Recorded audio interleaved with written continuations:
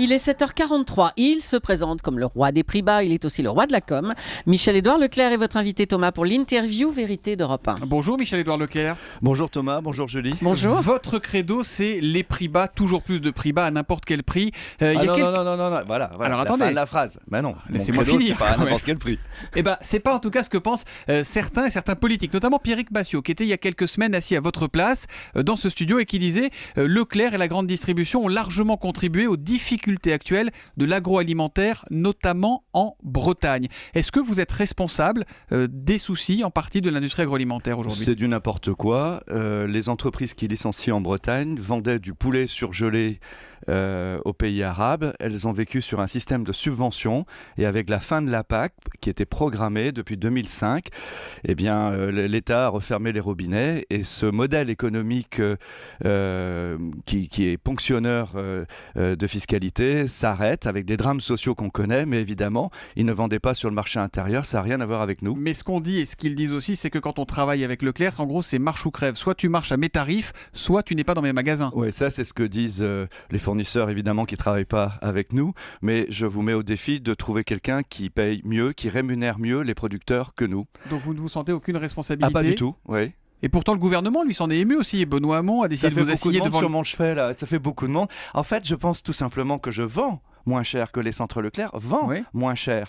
Et la question que je pose... Oui, mais à quel prix ? Encore une fois, on en revient là. Si vous vendez moins cher, est-ce que c'est parce que vous serrez vraiment au maximum l'industrie agroalimentaire ? On va faire attention vis-à-vis de la publicité, mais tout le monde reconnaît que je vends... Les centres Leclerc sont à peu près 12% de 12 à 20% moins chers que Casino et Monoprix qui sont dans la même centrale d'achat. Le roi de la com est avec nous. Est-ce que vous croyez vraiment que j'achète 12 à 20% moins cher que la troisième centrale d'achat française ? Non, c'est n'importe quoi. Vendre moins cher, ça veut dire essayer de vendre moins cher qu'un concurrent. Ça veut dire avoir un modèle économique. Mais on vend moins cher aussi. Regardez, vous avez parlé des foires au vin, vous avez parlé des caves à vin. On est le premier vendeur de grands crus de Bordeaux en France. Donc on ne brade pas, c'est pas du low cost. C'est simplement qu'on essaye de vendre moins cher que les autres. Quand Benoît Hamon, le ministre de la Consommation, décide de vous assigner devant le tribunal de commerce en expliquant que vous faites pression sur les fournisseurs, alors il dit n'importe quoi ? Non, il dit pas n'importe quoi. Simplement, il dit un jour, les jours pairs, qu'il faudrait faire gaffe à pas trop faire descendre les prix, et il intervient dans la négociation commerciale. Mais reconnaissez que les jours impairs, il me demande de casser le prix des lunettes sur Internet, de les vendre moins cher par rapport aux opticiens qui disent le contraire. De toute façon, objectivement, vous en foutez de ce que dit le gouvernement ? Complètement. Parce que vous dites souvent la loi, je m'assois dessus.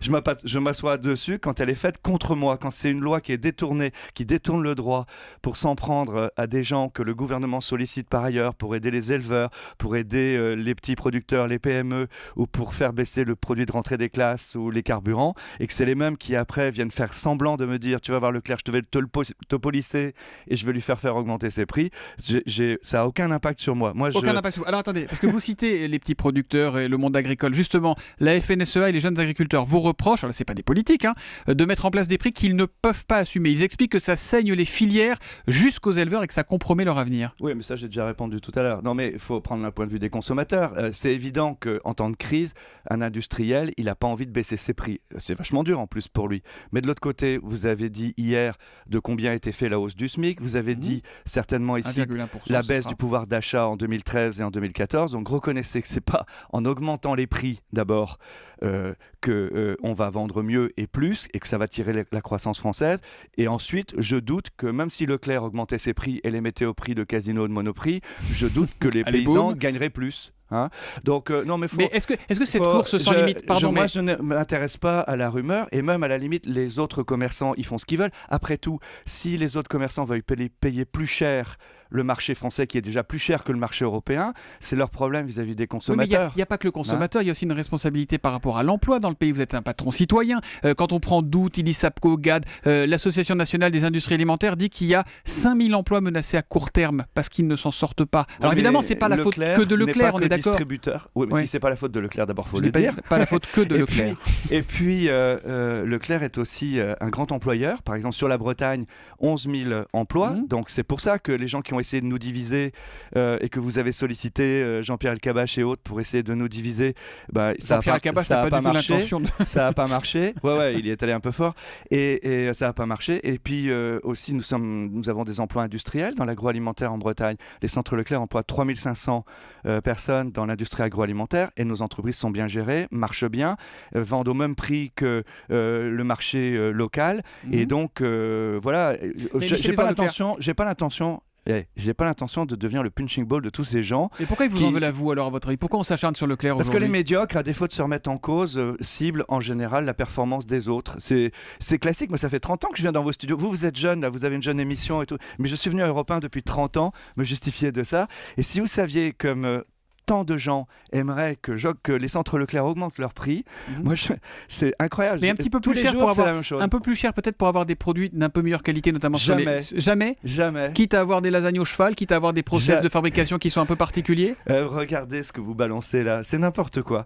En fait. Non, c'est vrai que quand on produit des plats préparés à 1 € ou à 2 €, il n'y a pas que vous, on est d'accord. Ouais. Eh ben, on sait bien que c'est pas forcément de la bonne qualité, que des fois il faut peut-être. En train de dire, mais franchement, vous ne devriez pas dire des trucs comme ça. Que pour faire du média ou de la reprise ou me faire réagir, vous le disiez, mais franchement c'est pas sérieux. Quand vous prenez une seconde classe en train, c'est pas parce que la seconde classe déraille avant la première classe. Quand vous prenez un billet low cost en avion, j'espère que les normes de sécurité sont les mêmes pour l'arrière de l'avion que pour l'avant de l'avion. Donc le fait de vendre moins cher, un plat qui coûte 1 €, un plat qui en coûte 5, on met pas les mêmes ingrédients, donc c'est pas le même avion, c'est pas le même train. Moins cher un produit, c'est d'abord une volonté de vendre moins cher, c'est ensuite prendre moins de marge. Mon groupe est performant parce que nos adhérents prennent moins de marge, on anticipe sur les volumes, et c'est pour ça qu'il y a beaucoup de consommateurs chez nous en ce moment, et c'est ce qui fait qu'on a un modèle économique qui tient bien, et que pourraient copier d'autres distributeurs qui sont trop chers, ou que pourraient copier des groupements d'industriels que les consommateurs ont délaissés. Vous voyez, il faut quand même ramener les choses à un peu de rationalité. Michel-Édouard Leclerc, vous avez 61 ans, c'est ça? Ouais. C'est l'âge auquel on commence à penser à sa succession dans les grandes entreprises. Et vous alors? Moi, je me sens vert. Vous êtes là encore pour longtemps? Écoutez, je vois Robert Redford à 77 ans qui a du jus. Je vois Claude Perdriel, patron du groupe Nouvel Observateur, qui pense à se retirer, mais à vendre son groupe à 84 ans. Ça me laisse un peu de marge, non? Non, vous trouvez pas? Vous voulez vraiment que je dégage? Pas du tout. Toutes vos questions, c'était pour me faire dégager, mais vous vous rendez compte? Non, vous êtes le bienvenu, vous revenez quand vous voulez. Il n'y a pas de problème. Ce qui est bien avec vous, au moins, c'est que vous répondez aux questions. Merci donc le Robert Redford de la grande distribution d'être venu. Nous ne monterons pas nos prix. Nous ne montons pas nos prix. Tant que le pouvoir d'achat sera à la baisse, on adaptera les prix au pouvoir d'achat des consommateurs. C'est eux qui font la croissance, c'est eux qui tirent la consommation. Michel-Édouard Leclerc, droit dans ses bottes ce matin sur Europe 1. Merci d'être venu. Bonne journée.